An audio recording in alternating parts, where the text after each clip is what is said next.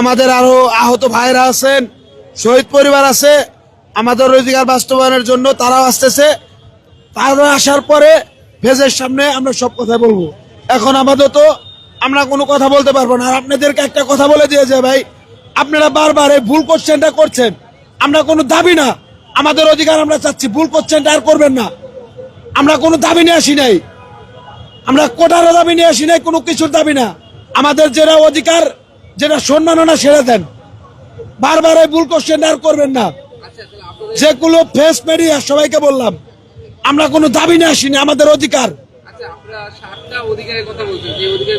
আমি 7 মাস যাবত হসপিটালে বেডে বসে, এখন প্রেসের সামনে ভাই আর কোনো কথা বলবো না। আমাদের যেটা অধিকার, যেটা নৈতিকতা, যেটা আমরা সম্মাননা, ওটা সবকিছু লিখিতভাবে জানাই দিছি।